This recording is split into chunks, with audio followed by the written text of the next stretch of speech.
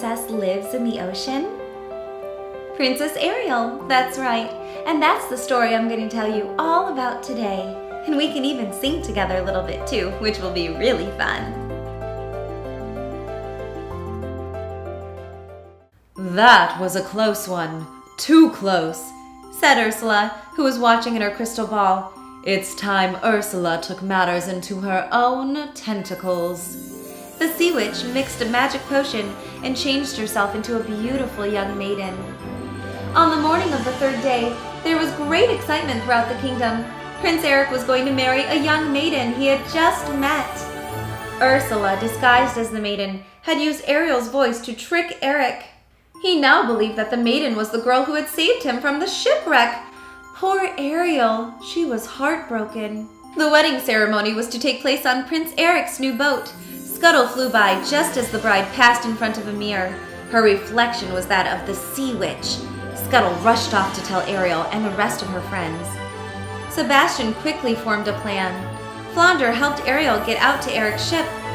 Scuttle arranged for some of his seagull friends to delay the wedding, and Sebastian hurried to find King Triton.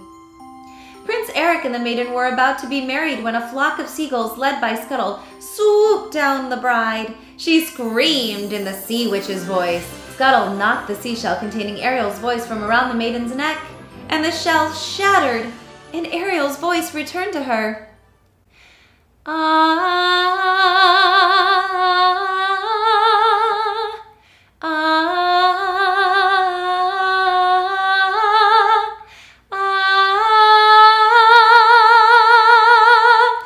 And it went right back into Ariel's voice.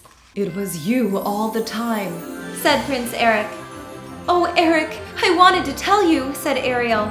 The sun disappeared over the horizon just as they were about to kiss.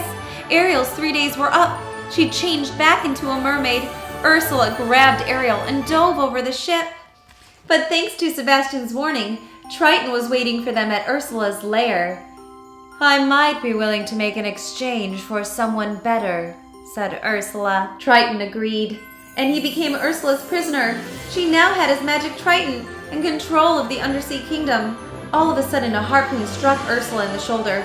Prince Eric had to come to Ariel's rescue. Together, they swam to the surface. Ursula followed close behind them, and she grew bigger and bigger with anger until she rose out of the water. Prince Eric swam to his ship and climbed on board. He grabbed the wheel and turned the ship toward Ursula. Just as the sea witch was about to fire a deadly bolt at Ariel from the trident, the prince's ship slammed into Ursula. The evil sea witch was destroyed. Now that the witch was gone, Triton was freed. He rose from the sea and saw Ariel watching Prince Eric, who was lying on the shore, unconscious. She really does love him, doesn't she? Asked the Sea King. Sebastian, who was nearby, nodded. I'm going to miss her, Triton added. Then he raised his trident and shot a magic bolt at Ariel's tail. The Little Mermaid's tail disappeared, and once again she had legs. Ariel was now a human. Prince Eric awoke in time to see his beloved Ariel running to the shore. He kissed her, and they were married the day after. After the wedding, Prince Eric and Ariel sailed off on their honeymoon to live happily ever after. That was such a beautiful story.